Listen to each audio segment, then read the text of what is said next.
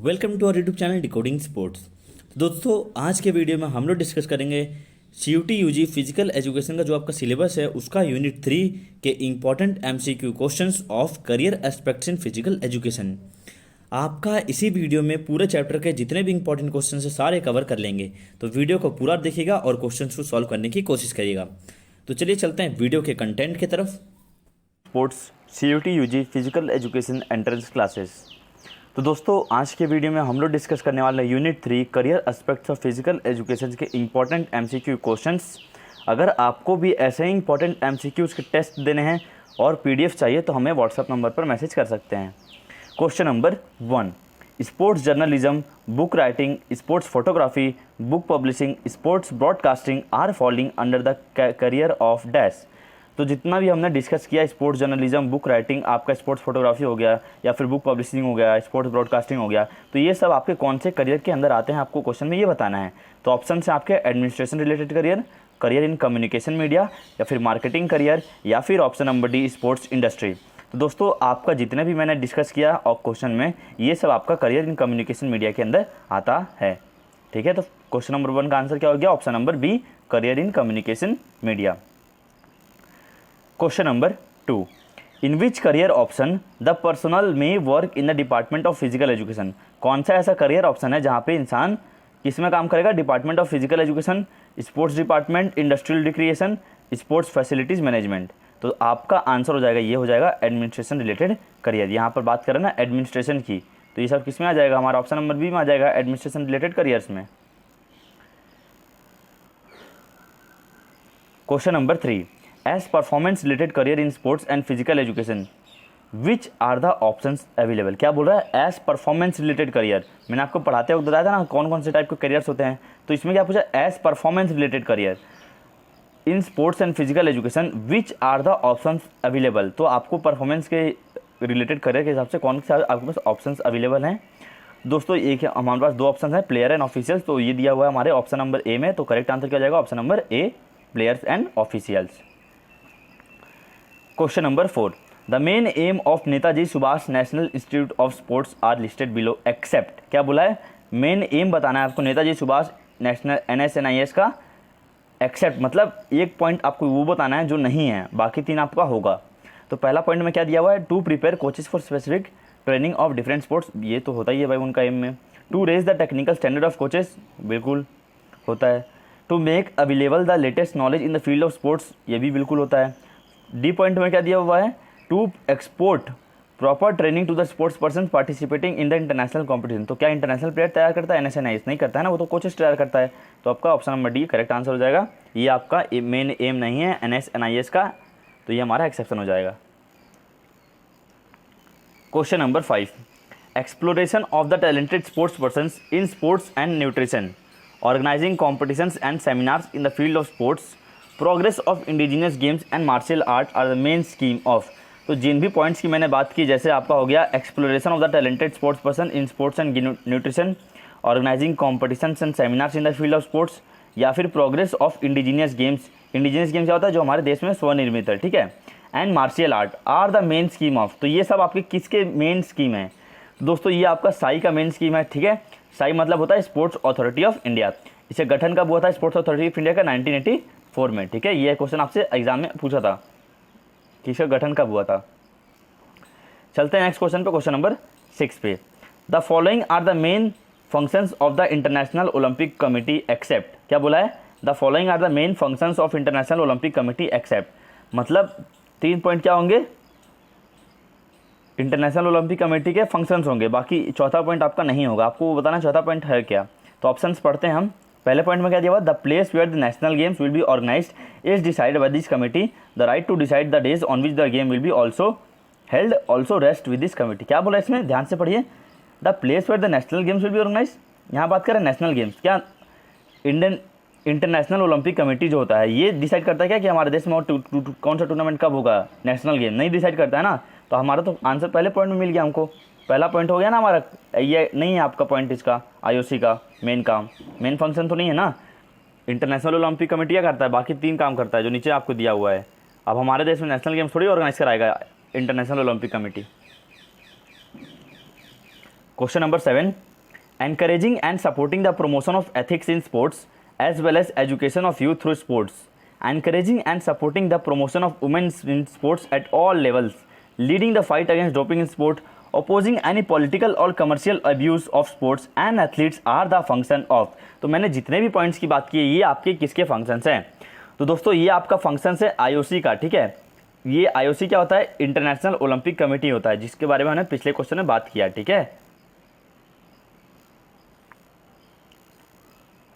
वहीं देख लीजिए, आपको दिख रहा है साई का स्पोर्ट्स अथॉरिटी ऑफ इंडिया हो गया, एनएसएनआई का national institute, Netaji Subhash national institute of sports हो गया, आईओए मतलब इंडियन ओलंपिक एसोसिएशन हो गया, आईओसी मतलब इंटरनेशनल ओलंपिक कमेटी हो गया आपका। तो क्वेश्चन नंबर 7 का आंसर आपको पता चल चुका है ना। क्वेश्चन नंबर 7 का आंसर क्या था? हमारा ऑप्शन नंबर डी था, आईओसी। इजी पे ये चैप्टर काफ़ी इजी है, ठीक है। आपको क्वेश्चन पढ़ के क्लियर हो जाना चाहिए अगर आपने पढ़ा था इस चैप्टर का।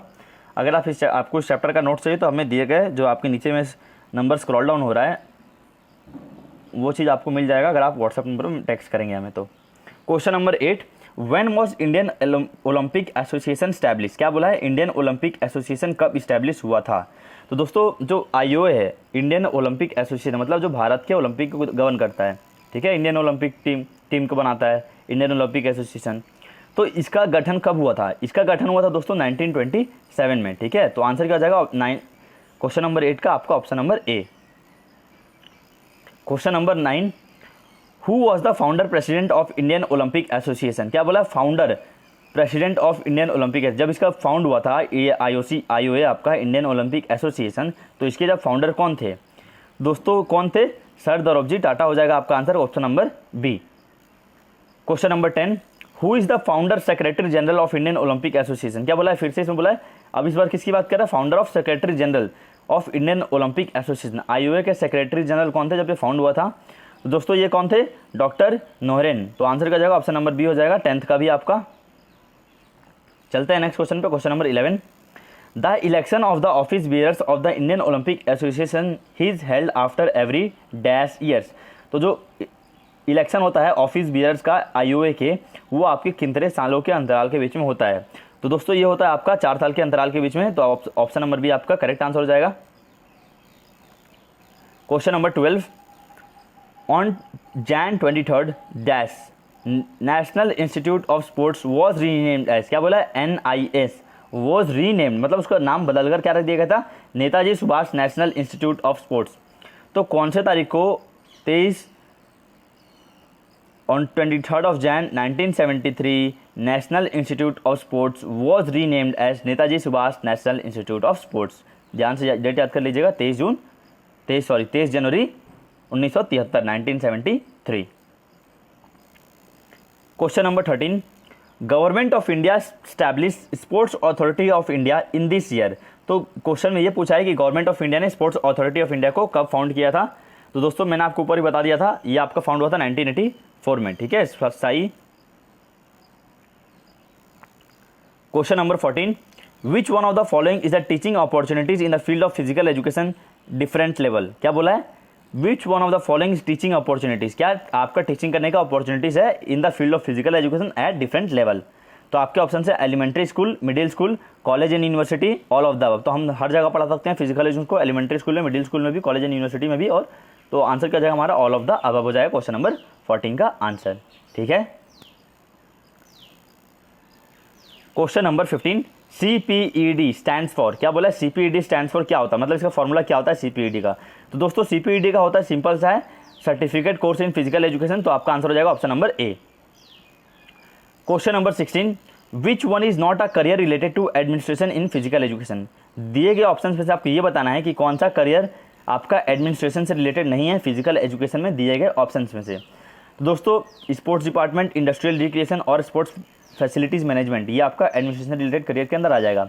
लेकिन आपका जो कोचिंग डिपार्टमेंट है ये आपका अलग हो जाएगा, ठीक है। तो ये आपका इसके अंदर नहीं आएगा। तो क्वेश्चन का आंसर हो जाएगा ऑप्शन नंबर सी, 16 का। इस चैप्टर का नोट्स हमारे पास इतना अच्छा है कि आप एक बार पढ़ लेंगे तो आपको सब कुछ समझ में आ जाएगा, ठीक है। तो इसलिए मैं क्वेश्चन को उतना समझाने की जरूरत नहीं है, काफ़ी इजी क्वेश्चन है, डायरेक्ट क्वेश्चन है। क्वेश्चन नंबर 20 ने पूछा आपका career related to communication media is. क्या बोला है? Career related to communication media. तो आपके दिए गए ऑप्शंस में से कौन सा है? दोस्तों हमें तो सभी दिख रहा है आपका, sports journalism, book writing, sports photography, तो हमारा आंसर हो जाएगा ऑल ऑफ द अबव। तो ये सारे करियर इन कम्युनिकेशन मीडिया के अंदर आते हैं। Question number 18, careers in communication media does not include. क्या बोला? Career in communication media does not include, क्या इंक्लूड नहीं करता है? ठीक है, क्वेश्चन को ध्यान से पढ़िएगा फिर अटेम्प्ट करिएगा। आपका दिया है book publishing, sports broadcasting, sports department या फिर बुक राइटिंग। तो career in communication media does not include your sports department. ठीक है, बुक पब्लिशिंग आपका कम्युनिकेशन मीडिया में आ जाएगा, स्पोर्ट्स ब्रॉडकास्टिंग भी आ जाएगा, बुक राइटिंग भी आएगा, लेकिन स्पोर्ट्स डिपार्टमेंट आपका कम्युनिकेशन मीडिया में नहीं आएगा। Question number 19, sports management is based upon. क्या बोला है? स्पोर्ट्स मैनेजमेंट जो है आपका किस पर बेस्ड रहता है? Efficient and talented officials, smart and clever officials, या फिर वीक एंड ग्रीडी ऑफिशियल्स, या फिर नन ऑफ द अबव। दोस्तों तो जो क्वेश्चन नंबर 19 पूछा है आपका sports management is based upon, तो इसका आंसर क्या हो जाएगा हमारा? ऑप्शन नंबर ए हो जाएगा, एफिशिएंट एंड टैलेंटेड ऑफिशियल्स। ठीक है, जो आपका ऑफिशियल्स है वो टैलेंटेड होना चाहिए और साथ साथ एफिशिएंट होना चाहिए। Question number 20, Sai stands for, मतलब साई का फुल फॉर्म क्या होता है आपको ये बताना है। तो इसका फुल फॉर्म हो जाएगा sports authority of India. Option number B में आपका दिया हुआ है।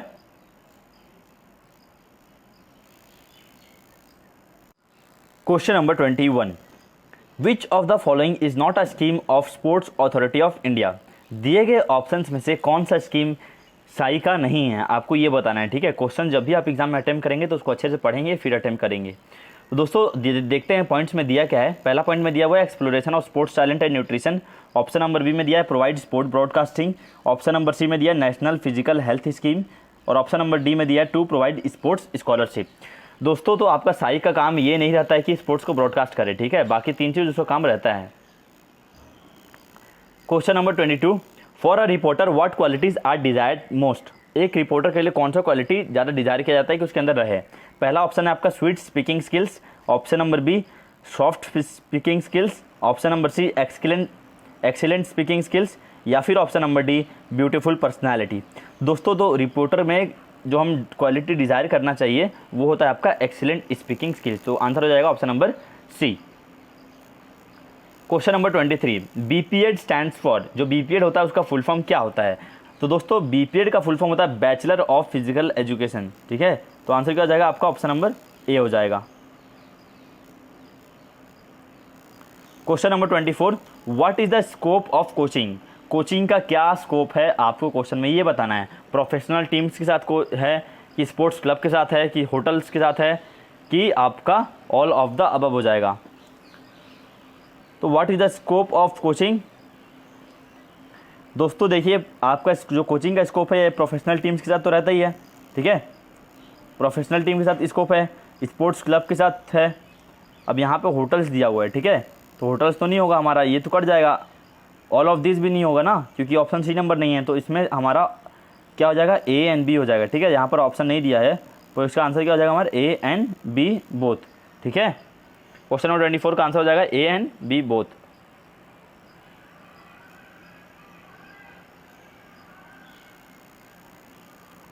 Question number 25, in which year was the first summer Olympics held. पहला समर ओलंपिक कौन से सन में हुआ था? दोस्तों क्वेश्चन नंबर 25 में कब आंसर कब हो जाएगा? 1896 में। सभी को कॉमन क्वेश्चन है, 1896 आपका एथेंस में पहला समर ओलंपिक्स हुआ था। Question number 26, what does NSNIS stands for. सभी को पता होगा कि NSNIS आपका कहाँ पर है? पटियाला में है। और इसका फुल फॉर्म क्या होता है? इसका फुल फॉर्म होता है दोस्तों Netaji Subhash national institute of sports. तो ये दिया हुआ है हमारा ऑप्शन नंबर बी में, तो ये हमारा करेक्ट आंसर हो जाएगा option number B, Netaji Subhash national institute of sports. Question number 27, which of the following pair is not correct. क्या बोला है? दिए गए ऑप्शंस में से कौन सा पेयर आपका करेक्ट नहीं है? देखिए आपका दिया हुआ सबसे पहले NSNIS, इसका फाउंडेशन ईयर कब था? 1961, बिल्कुल सही है। YMCA young man Christian association, इसका फाउंडिंग डेट कब है? 1920, बिल्कुल सही है। फिर तीसरा ऑप्शन में दिया हुआ आपका Sai sports authority of India, इसका फाउंडिंग कब हुआ था? 1984 में, बिल्कुल सही है। पर ऑप्शन नंबर डी जो दिया है IOA, इसका फाउंडेशन 1999 दिया है, जो कि गलत है। हमने ऊपर पढ़ा क्वेश्चन में कि इसका IOA का फाउंडेशन कब हुआ था? 1927 में हुआ था। ठीक है, इंडियन ओलंपिक एसोसिएशन का। तो आपका option number D correct answer हो जाएगा इस क्वेश्चन का। Question number 28, who founded the YMCA college of physical education. दोस्तों सभी को पता होगा कि YMCA college of physical education आपका 1920 में फाउंड हुआ था। और इसको फाउंडिंग कौन किया था, आपको क्वेश्चन में ये बताना था। तो दोस्तों इसके फाउंडर थे, वो थे मिस्टर हैरी क्रोवे बक, HC बक, ठीक है। ऑप्शन नंबर ए आपका करेक्ट आंसर हो गया। Question number 29, what does full form of LNIP stands for. आपका LNIP का फुल फॉर्म क्या होता है, Lakshmibai national institute of physical education. तो ये आपका दिया हुआ है ऑप्शन नंबर डी में, LNIP का full form Lakshmibai national institute of physical education. Question number 30, in which year was the LNIP founded. कौन से साल में LNIP का फाउंडिंग हुआ था, आपको क्वेश्चन में ये बताना है। तो दोस्तों ये हुआ था आपका 1957 में, ठीक है। कब हुआ था, 17 अगस्त 1957 में, ठीक है। 17 अगस्त 1957 को LNIP का फाउंडेशन डे मनाया जाता है। What is the minimum professional degree required to teach physical education at school level. आपका मिनिमम फिजिकल एजुकेशन का कौन सा प्रोफेशनल डिग्री आपके पास होना चाहिए अगर आपको स्कूल लेवल पे फिजिकल एजुकेशन पढ़ाना है। तो दोस्तों वो होना चाहिए BPED होना चाहिए, ठीक है। ऑप्शन नंबर बी आपका करेक्ट आंसर हो जाएगा। Question number 32, LNIP is a university under the jurisdiction of. LNIP आपका किसके अंदर आता है, कौन से मिनिस्ट्री के अंदर, आपका ये पूछा है। Delhi university, Jiwaji university, ministry of education government of India, या फिर ministry of youth affairs and sports government of India. दोस्तों ये आता है हमारा ministry of youth affairs and government of India के अंदर। ऑप्शन नंबर डी आपका हो जाएगा क्वेश्चन नंबर 32 का correct answer. Question number 33, IOA stands for. IOA का आपका फुल फॉर्म पूछा है, सिंपल सा सवाल है, इंडियन ओलंपिक एसोसिएशन को बोलते हैं हम IOA, ठीक है। Question number 34, NSNIS commonly known as national institute of sports is located at, ठीक है। यहाँ पर दिया है NSNIS, ठीक है। इसका फुल फॉर्म क्या होता है, Netaji Subhash national institute of sports, ठीक है। थोड़ा क्वेश्चन में छूट गया है यहाँ पर, Netaji Subhash national institute of sports. तो ये आपका जो NSNIS है ये आपका कहाँ पर लोकेटेड है, आपको क्वेश्चन में ये बताना है। तो दोस्तों ये आपका पटियाला में है, ठीक है। पटियाला पंजाब में है, सभी को पता होगा, ठीक है। तो आंसर क्या हो जाएगा क्वेश्चन नंबर 34 का आपका option number C. Question number 35, 17th of August 1957 will be remembered as a memorable day for physical education and sports in India because 17 अगस्त 1957 में ऐसा क्या हो गया कि इसको इतिहास में फिजिकल एजुकेशन एंड स्पोर्ट्स के माना जाएगा। तो दोस्तों मैंने आपको पहले ही बताया कि 17 अगस्त 1957 में आपका जो LNUP था, पहले इसको क्या बोलते थे, LNUP बोलते थे LNIP को, इसका फाउंडेशन डे हुआ था, ठीक है। जब ये गठन हुआ था इसका नाम क्या था, LNUP, Lakshmibai national university of physical education, ठीक है। तो इसका पुराना नाम था ये LNUP, इसका फाउंडेशन डे हुआ था। तो इसलिए हमारी ये फिजिकल एजुकेशन स्पोर्ट्स के बाद इंडिया में बात करें तो ये आपका बड़ा अचीवमेंट है हमारे देश के लिए, कि आपके लिए इतना बड़ा संस्थान इस्टेब्लिश हुआ था कब, 17 अगस्त 1957 में। Question number 36, international Olympic committee organises Olympics in every dash year. क्या बोला है, इंटरनेशनल ओलंपिक कमेटी आपका कितने साल के अंतराल के बीच में ओलंपिक गेम्स करवाते रहता है। आपका ऑप्शन हो जाएगा 2, 3, 5, 4। तो आंसर क्या है आपका ऑप्शन नंबर डी हो जाएगा 4, सिंपल सवाल है। Question number 37, which one of the following is not an aim of SAI. दिए गए ऑप्शंस में से कौन सा आपका साई का एम नहीं है। Searching and training talented persons players, बिल्कुल सही है। इंप्रूविंग स्पोर्ट्स इंफ्रास्ट्रक्चर, बिल्कुल सही है। Training and international exposure to the players, ये भी करता है साई। लेकिन क्या बोला है ऑप्शन नंबर डी में आपका, degrading the skills of Indian sportsman. क्या आपका साई किसी के प्लेयर का स्किल गिराने में मदद करता है इंडियन स्पोर्ट्समैन का, नहीं करता है ना।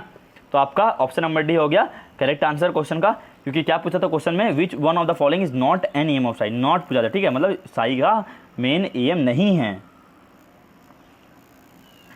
Question number 38, which of the following is not an international sporting organization. दिए गए ऑप्शंस में से कौन सा आपका इंटरनेशनल स्पोर्टिंग ऑर्गेनाइजेशन नहीं है, मतलब इंटरनेशनल गवर्निंग बॉडी नहीं है।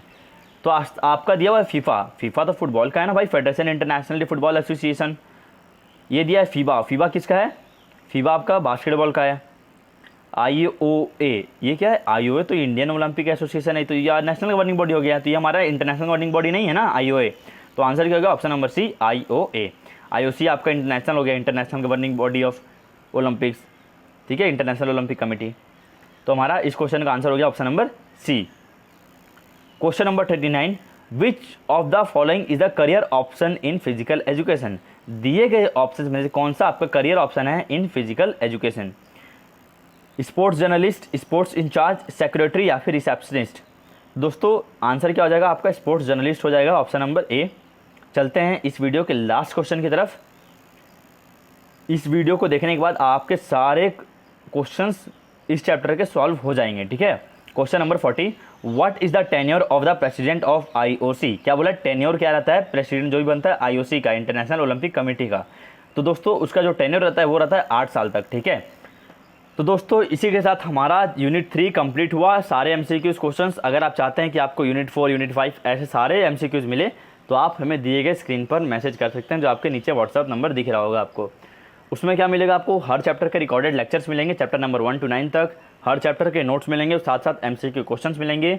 ऑनलाइन मॉक टेस्ट देने का मौका मिलेगा, ऑनलाइन चैप्टर वाइज टेस्ट देने का मौका मिलेगा, और साथ में आप हमारे पेड व्हाट्सएप ग्रुप में ऐड हो जाओगे, और साथ साथ कंप्लीट गाइडेंस भी मिलेगा। तो इतना सब कुछ काफ़ी कम पैसे में मिलेगा, काफ़ी कम कॉस्ट में मिलेगा आपको। अगर आपको भी वो सब चाहिए तो आप दिए गए हमें व्हाट्सएप नंबर पर इंक्वायरी के लिए मैसेज कर सकते हैं। तो दोस्तों यही था वीडियो में। आई होप वीडियो आपको पसंद आया होगा, और आपको चाहिए कि जिस तरह जल्दी जल्दी अगला वीडियो पोस्ट करिए, तो आप वीडियो को लाइक करिए, उससे हमें मोटिवेशन मिलेगा और वीडियो लाने में हमें कॉन्फिडेंस मिलेगा कि हम जल्दी जल्दी आगे वीडियोस पोस्ट करेंगे। तो thank you for watching this video. Subscribe कर लीजिए इस चैनल को अगर आप नए हैं तो, और वीडियो को लाइक करना ना भूलें। बाय।